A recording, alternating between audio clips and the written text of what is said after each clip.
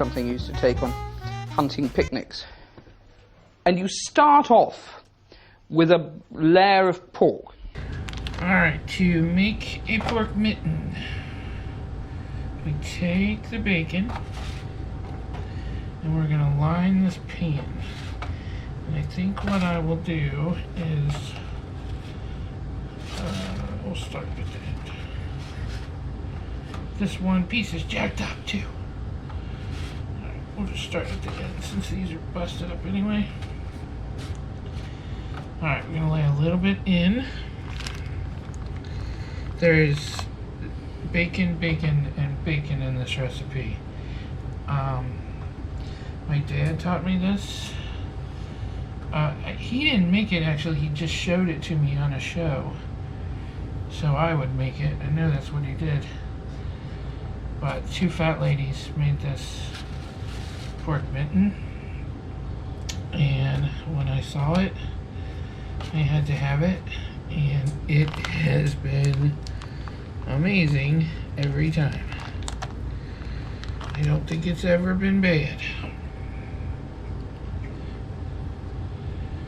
Okay, now, and also I've made this in a couple of different things. The best thing ever, and I don't have one anymore, but the best thing ever is stoneware. The stoneware helps this just crisp up this bacon and turn it into something amazing. Alright, so I considered it, and now I've decided I'm adding them to the corner. Just because part of it is to really have it all the way covered. And since I have so much bacon, I might as well, huh? After you cook this, you turn it out, you let it cool all the way. Then you turn it out and slice it. Oh, it's amazing.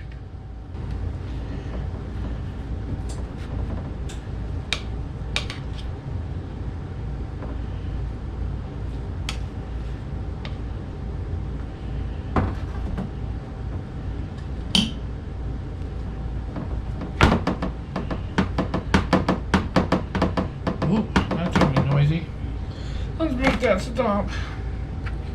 And then I have these beautiful pork chops, very thin. We're going to do 2.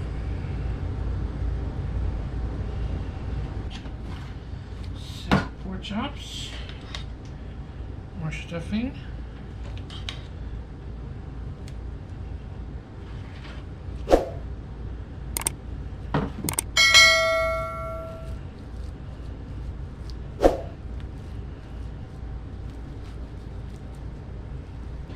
And more pork chops. And since we have 3, fit these in here. Alright, and then more stuffing. Oh, more pepper.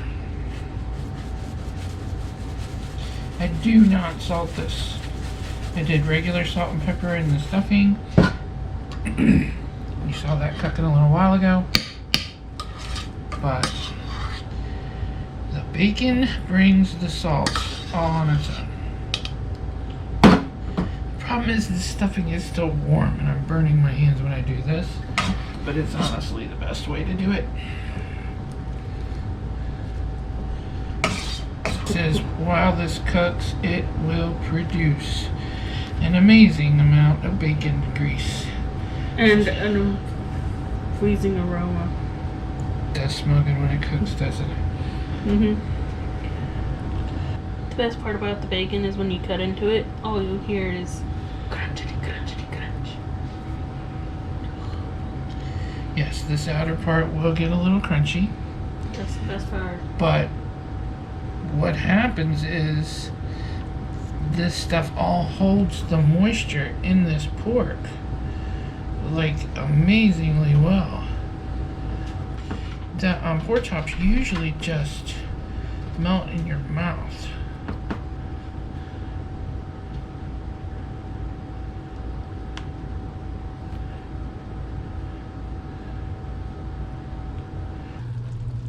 fresh out of the oven.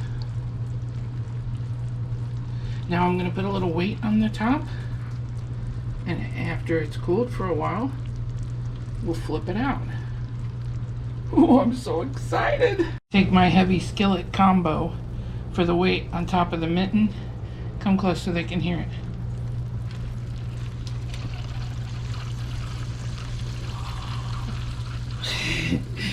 That's the grease coming out of it.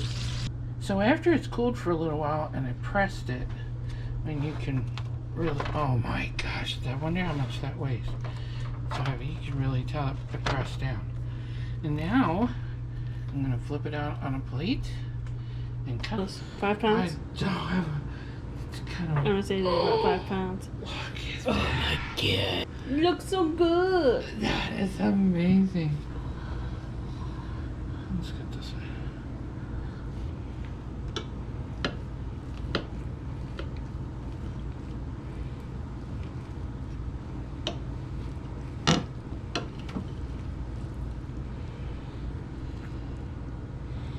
Oh my god. It looks like a meat and stuffing lasagna. That's a good way to put it. Meat. And there we go. One beautiful pork mitten.